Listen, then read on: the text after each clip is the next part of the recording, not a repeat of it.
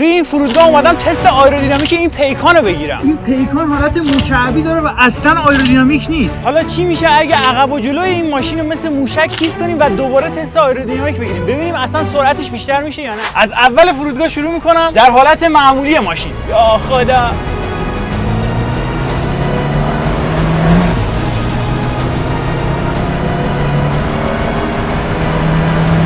برو پسر. دنده 3 دنده 4 100 کیلومتر. کشتی خودتو. 110 تا. یا خدا یا خدا. فکر کنم کوبید تو کارته. امیدوارم که اتفاقی برای ماشین نیفتاده باشه. سنگ کوبید زیر ماشین. حله. 110 کیلومتر در حالت معمولی. حالا بریم آیرودینامیکش کنیم. 110 کیلومتر با این ماشین با شیشه های پایین تونستیم توی این فرودگاه پر کنیم. چسبایی که خریدم و شاسی هایی که کشیدم. ما توی خونه نمیتونستیم این ماشین رو آیرودینامیکش کنیم و بیاریمش اینجا چون خیلی فاصله داریم از شهر و با این ماشین نمیشد اومد. به خاطر همین از تکنیک چسب ها میخوام استفاده کنم و این ماشین رو آیرودینامیک کنم. چه جوری؟ نوکش اگه اینجا باشه خوبه. نوک پیکان. خب این از نوک ماشین. عیالمون رفت قیچی بیاریم. چون که این استقامت نداره و ممکنه باد بهش شکم بده، ما از این شاسی ها باید استفاده کنیم. الان اندازه تیزی جلوی ماشین مشخص شد. فقط باید اینا رو اینجوری مهار کنیم. چسب برزنتی دره شارژی نداشتم حقیقتا که با دریل اینو پیچش کنم، ولی خب دیگه اینو فعلا میزنیم اینجا. عجب چسبیه. بریم اونور. یکی باید این آهنه رو بگیره. آهنه از همه چی شلتره. البته تعداد میزنیم. دیگه حالا اینو میچسبونیم به این. یه چیز شلوول مسخره‌ای میخوام براتون درست کنم با خنده‌زاری عموم. شاسی بعدی. حالا باید جلوشو درست کنیم. امیدوارم که برسه. کاش که دریل داشتیم. این البته بعد شاسی که میخوره بازم محکم‌تر میشه، ولی خب فعلا اولش کل جونش میخوام با چسب بپیچونم. الان ما باید اینو که اینو بزنیم اینجا، یعنی اینو باید بیاریم بالاتر تا این بچسبه اینجا. نهایتا همچین چیزی شد. فعلا شاسیشه ولی خب محکم میشه واسه این چسب. حالا یه عالمه از این چسب باید بتابونیم بهش. امیدوارم جواب بگیریم. خب این قضیه فهمیدیم که جواب نمیده. توی یه دست انداز نابود میشه. حالا ایده بعدی، ما شکست نمیخوریم. آیرودینامیکش تیزیه نکش یکم کمتر میکنیم. حله. به خاطر اینه که به ما الان یه چیزی دوباره میگم. به خاطر اینکه ما نمیتونیم اینو تو گاراژ درست کنیم، چون نه گاراژ داریم نه بعدش که درستش کردیم میتونیم بیاریمش اینجا. وگرنه تو خونه یه چیز مشتی درست می‌کردم میآوردم. تنها چیزی که اینجا میشه استفاده کرد چسبه. برق هم نداریم که اینا رو پیچ کنیم. توی این مرحله ما فقط بالاش این شکلی خیلی راحت دارم رو از میزنیم. اوه این چسبه داره تموم میشه. شد تموم شد. اینو برای عقبش استفاده میکنم. این بردار عقبو بگیر. به عقبش هم آیرودینامیک باید باشه دیگه. فقط نباید جلوش که تیز باشه. کنم 2 کیلومتر بر ساعت سرعتش بیشتر. اینجوری بهتر شد. این نمونه این زیر.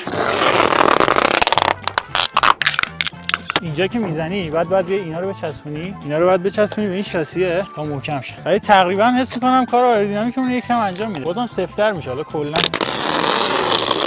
ولی اینجوری بهتره. اونجوری اگه میتونستیم هم درست کنیم هوا موتور نمیرسه جوش میآورد. جوش که نه راهی نیست، ولی خب بالاخره عقلی کردم از این شفافا گرفتم جلومون رو ببینیم. اینجا قشنگه که قرص داره و قوسش رو اینجوری داریم پر میکنیم با این. یعنی نگاه کن این شکلی میشه.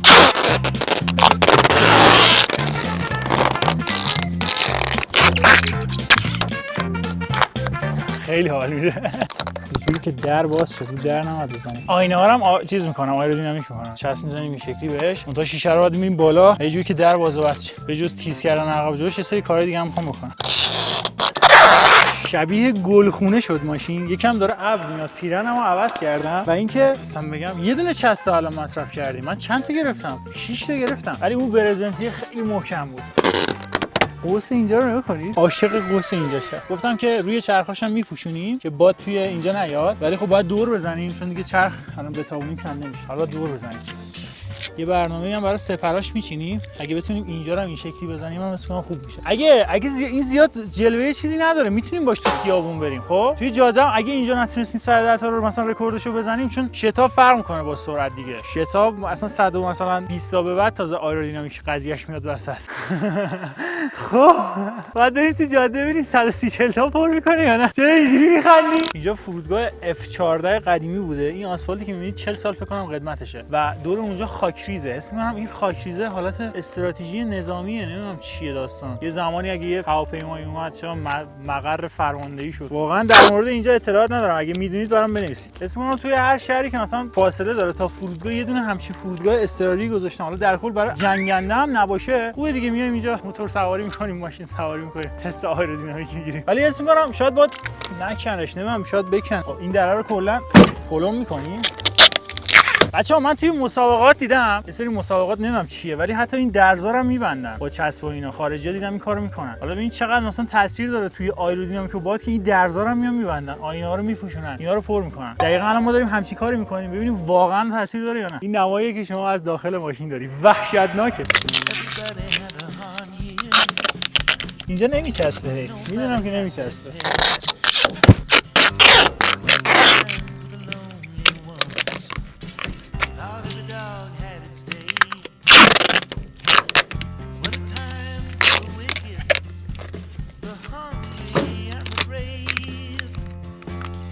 توده ابر منتظریم که بیاد جلوی خورشید و یکم سایه کنه، چون جر خوردیم. جلوی ماشین تموم شد، میریم برای قسمت پشت. اولین چسب ماشین رو دارم فست بک میکنم، یعنی آردین.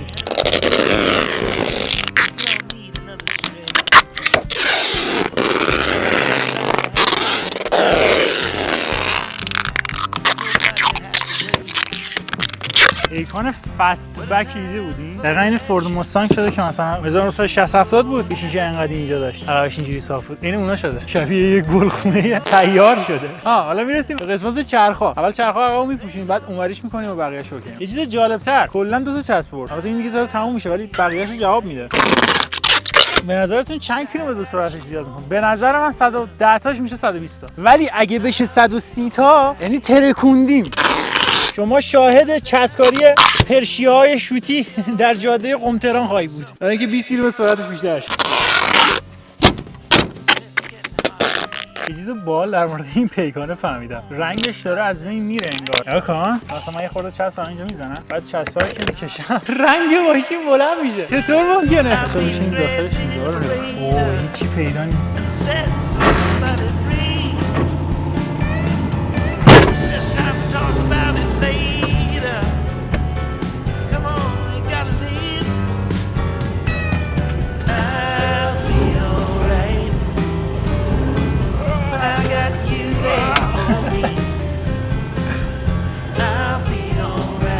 ببینم چه میکنه نیروی آیرودینامیک ما. جلوشو میخوام بگیر، جلوشو میخوام شب کنم. اوه آجی این ابره داره رد و برق میزنه. برق نزنه دمون. گوشیمون رو بزنیم بشه کابل برقمو اینجوری بگیرم بالا بزنه. در از این نتونیم چسب بزنیم. میگه اینجا چرخ زده بیرون برد. با این تست میگیریم. اگه به اون سرعتی که خواستم رسید. اگه نه پلن بی رو اجرا میکنیم. پلن بی سعی میکنم دوباره این نبشیه رو بکشیم اینجا، یه جوری نگهش داریم و جلوشو گرد کنیم. اینجوری حس میکنم بیشتر جواب. خب بچه‌ها من شیشه رو دادم بالا. بریم تست اولو بگیریم. هیچی جلوم پیدا نیست. پشما. بریم. دنده شلاقی. حس میکنم ماشین راحت‌تر راه میره. شیشه‌های خودم هم دادم بالا. ولی هیچی نمیبینم. 80 تا. دنده 4 93 تا. امیدوارم به سنگی چیزی نزنم. 105. واه سرعتش بیشتر از قبل شد. 112. یه تست دیگه بریم از همینجا. برو تو میتونی. آیرودینامیک. اینجاش یه خورده باز شده. مکسیموم اسپید 113 کیلومتر زده. دنده 4 آخر خط رسیدیم. پختم تو ماشین، بارون داره میگیره. این همه کارو انجام دادیم فقط برای 3 کیلومتر بر ساعت سرعت بیشتر بود. ولی اینجا رو نگاه کن چی شد. اینکه پاره شد، اصلا باد افتاد توش، و دو اینکه اینجا کلا چسبیده. دیگه چه اتفاقی افتاد؟ اینا پاره شدن، سوختن، چون من اونجا دور زدم اصلا. بارون داره میگیره، همینجوریش توش پیدا نبود. اینور چه اتفاقی افتاده؟ اینورم همینجور. چرخای عقب اوکیه. عقبش کلا اوکیه. ولی باورم نمیشه، یعنی همش 3 کیلومتر تاثیر داشت. یعنی اصلا تاثیر نداشت در کل. شاید توی راه دور مثلا باید بفهمیم، مثلا سرعت بالای 110 کیلومتر مشخص میشه این قضیه. بارون کشتمون. نمیدونم چیکار کنیم. یعنی جواب نداد. سوال نپرسه. لایکش کردی ویدیو رو؟ یه فکر کنم ببینم چیکار میتونیم بکنیم. من یه خورده این مشکلایی که داره رو الان بگیرم، یه تست با گوشی خودم بگیرم. یه گوشی دیگه بود. شاید خطا داشتن کیلومتر شمارشون. اصلا این قضیه تو کتم نمیره. خب اصلا این همه ما یعنی یه چوسه هم یعنی تاثیر نداشت. 3 کیلومتر تاثیر داشت. 3 کیلومتر هم خطای من بود. نگاه کن ماشین ما چیکار کردیم. این موشک تقریبا شد. حالا دیگه نتونستیم اینقدر چیزش کنیم، ولی خب دیگه شده دیگه. با این بارونی که اومد دیگه اصلا کلا هیچ پیدا نیست از جلو. یه تست دیگه بزنیم با گوشی خودم این دفعه کیلومتر رو میندازم. سیستممون هم دیگه داره بارون خرابش می‌کنه.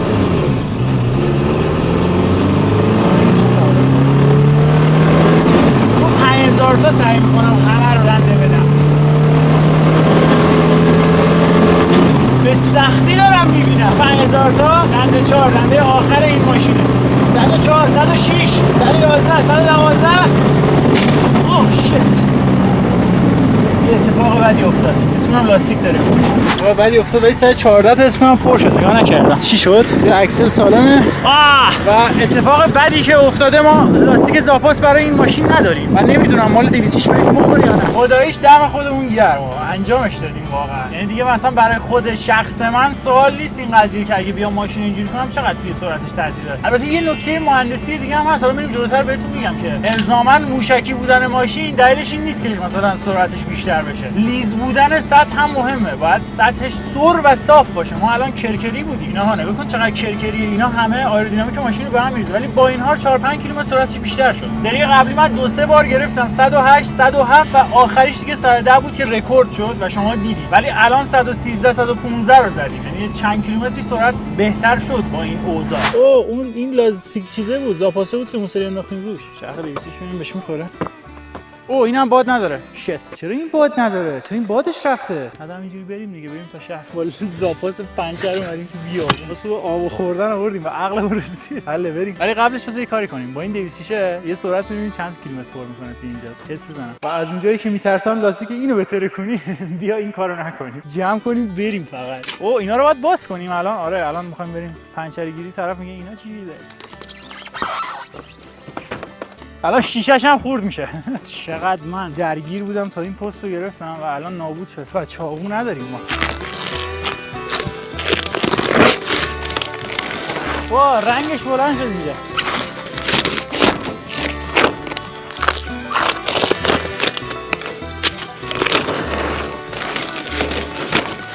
مشاهده کردید که 4 کیلومتر الان به سرعتش کم میشه. حرکتی که ما زدیم و چسبش کم میشه 4 کیلومتر سرعتش کمتر شد.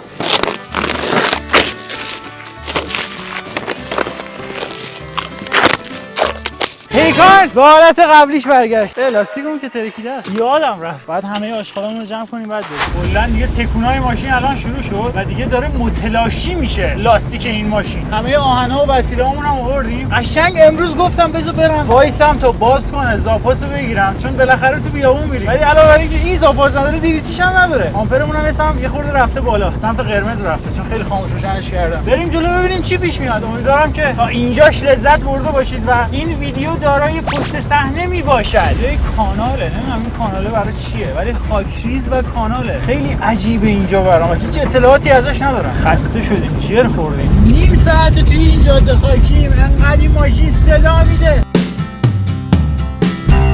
Everybody had a hard year. Nobody got their pay. What a time for the lonely ones. Thought every dog had its day. What a time for the wicked, the hungry and the brave. Ain't no time left to pretend. The car is on its way. Somebody call the cat in. We don't need another stray. If everybody had an answer, nobody'd have to wait. What a time for the wretches.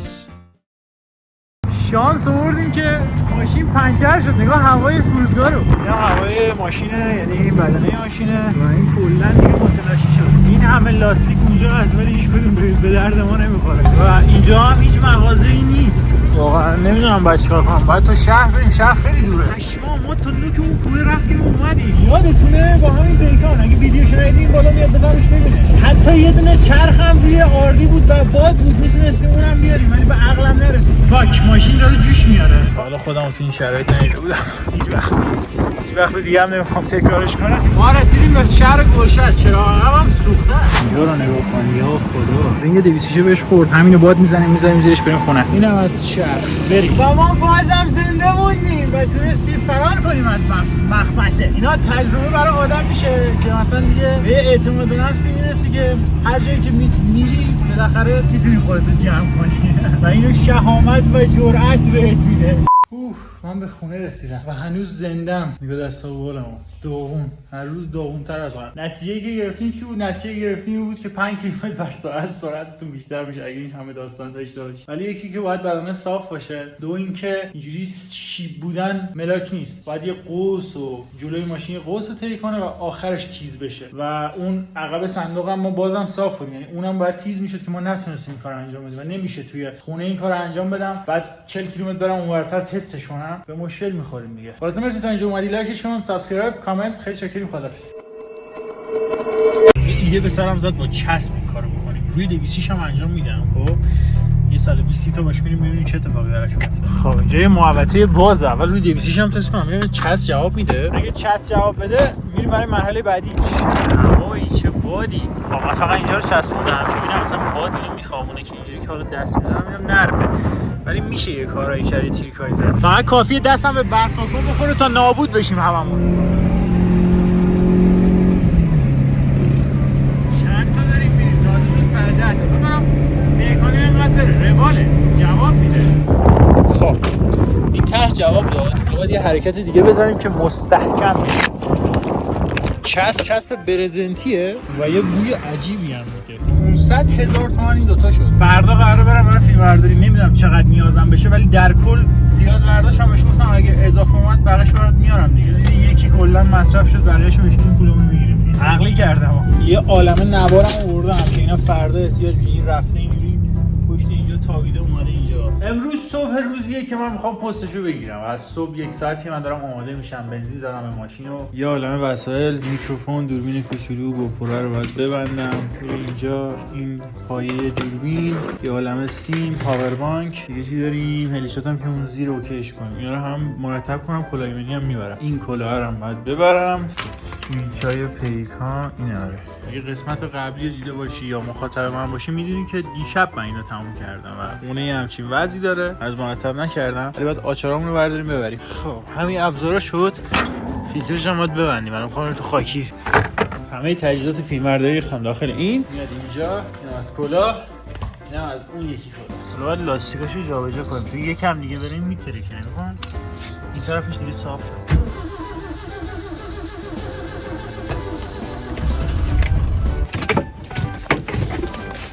به این پلاستیکه. اینایی که نیازش دارم میام میبرنش. خورد فلفلان. خب من 2 تا جک زدم ولی ماشین داره میفته. اوه شیت. تمام پوسیدگیه و جک که میزنی این میره داخل این پوسیدگی‌ها. خاطر اینه که وای نمیسه رو جک. 3 تا جک زیرش هست. خب چرخ‌های جلوش جابجا شدن. دیگه لاستیک سایش فعلا پیش میره. اون طرف چرخ میخوره. تا ماشین میخوام رو جک بندازم تا اش کنید.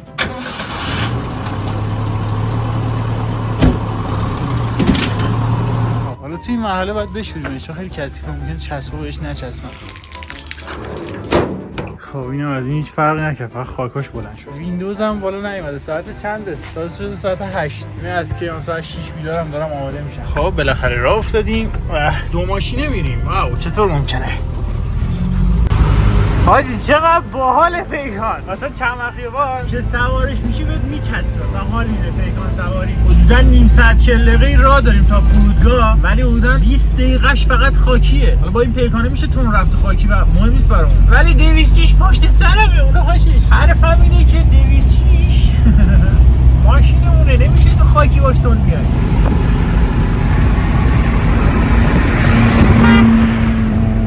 من آمپری نمیدونم چشه ولی خب همیشه پایینه. اینجا بهتره که بنزینمون رو فول کنیم چون میخوایم بریم تو بیابون. و باک بنزینی که وسط اینا چرا به خطن؟ چه باحالن. یه پام بنزین دیگه.